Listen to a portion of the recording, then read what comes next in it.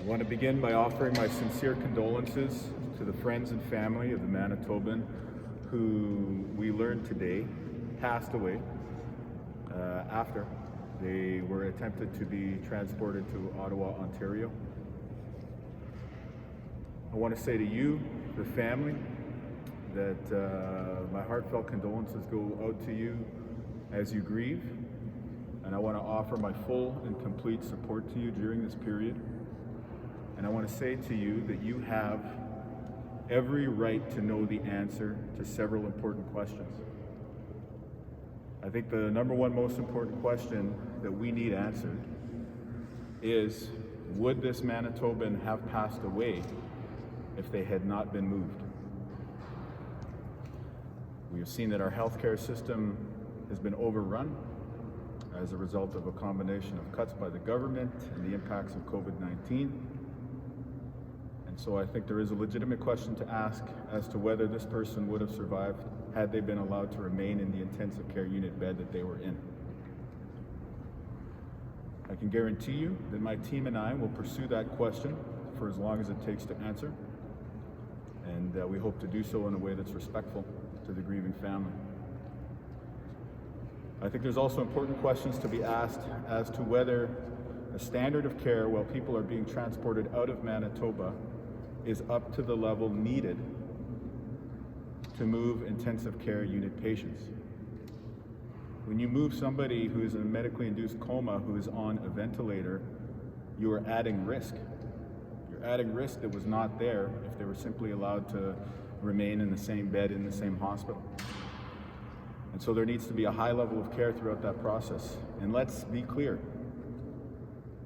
in spite of what the Minister of Health just tried to say and muddy the waters, there's a significant difference between transporting somebody from, let's say, a northern community to a hospital in Winnipeg who has not yet been admitted to ICU. A situation like that is very different from somebody who is already in ICU and is being laterally moved to another intensive care unit several hours away. So in addition to sending a message to the family, I also want to send our thanks to those people who are heroically working on the front lines of our healthcare system through situations like this. I know that when you have unanswered questions related to the care that is provided to your patients, you take that personally and you take that home with you. And so I also want to say that this work that we're going to do to pursue these answers will be done with the healthcare providers in mind. We are in a moment in our fight against the pandemic. For the past week, Manitobans have been transported out of province because we simply don't have the intensive care unit beds to care for them here at home. And that's adding a level of risk. And so over the next period of time where these out-of-province transfers continue to be necessary, we need to know what steps are being taken to ensure that what we heard about today does not happen again. I agree with the family, but I'm also concerned about the families of those other Manitobans who are in ICU right now. What is being done to protect them? What is being done to insulate those folks fighting for their lives right now from the added risk that comes from transporting people out of province? So these are important questions for the family to have access to, for those in healthcare to have access to, and for all Manitobans to have access to. We deserve to know the truth. We deserve to know what is happening in our healthcare system with the sickest patients in our province. And we deserve to know these answers right now while people are being moved out of province and they have that additional level of risk introduced to them. I posed a couple of questions here. There are many more significant questions that need to be asked. I have been provided answers to these questions.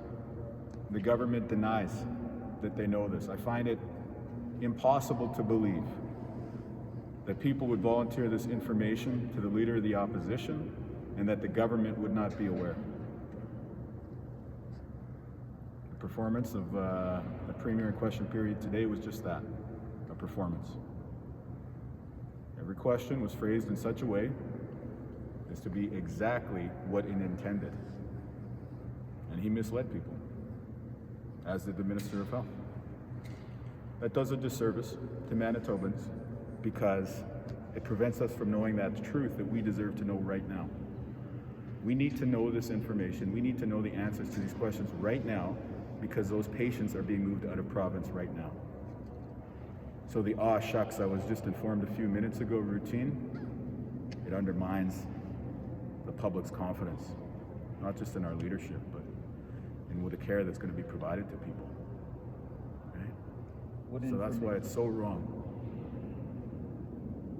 Sorry to interrupt, but I just wanted to conclude with the thought that, again, the government knows, the government has access to this information. The government needs to take steps to share the information with the public so that we can be sure that the level of care provided to patients in transport is adequate to meet their needs. And we need to be sure that the government is being completely transparent with Manitobans so we can know that every possible step is being taken to avoid having a tragedy like this happen again.